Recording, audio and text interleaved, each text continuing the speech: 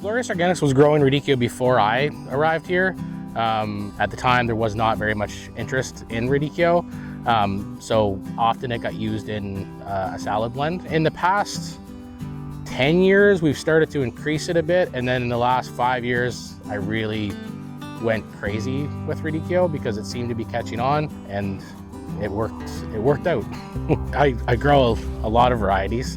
Trevisos, the Chioggias, variegated Chioggia, the red round Chioggia, the pink ones, which is has various types like Giolanda, Rosato, and a few other ones as well.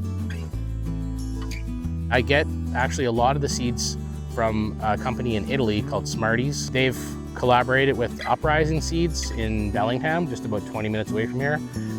They have a really cool collaboration called Gusto Italiano, and they sell the seeds through Uprising that come from Italy. Our climate is very similar to there, so the seeds are actually very much adapted to the climate that we have in BC. Unlike most plants that I've ever grown, they almost never get any disease or pests. The scheduling of how Radicchio grows, it starts off at the end of August, beginning of September, and then it goes right into March. So I can be harvesting different varieties the whole time. That builds excitement for chefs at the farmers markets, because they're like, what's the next one? What's it look like? What's it taste like? And the other thing is it goes into our salad blends. It's beautiful. There's reds, there's speckles, there's pinks, there's whites. There's not much I don't like about it, other than when I do pick it, you have to touch every single one to make sure that it's ready or not. It's not like you can just walk down and see like which ones are ready just by looking. You do have to do a lot of touching and making sure that it's the right one. The one thing about Radicchio is it's a very timing sensitive.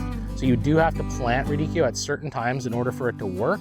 And if you do that, generally the weather won't have too much of an effect on the plants. But that said, you get a hard frost at the beginning of October, you could lose some things. That's the time when you may need to cover them up. I generally have not had to do that, but I know other farmers who have. But they're overall a very resilient crop to the weather changes. Radicchio is a good indicator of what can happen with a new product that you might think people don't like. You start off small, you start kind of pushing it a little bit, and you get to a place where it's like, now I can't grow enough of it. And I would never have thought 10 years ago that that was the case. I just wouldn't think we would be here and that other farmers would be growing lots of Radicchio as well. And for there to be a pretty big movement in Radicchio, I think it's really cool, and it just goes to show that like customers can change.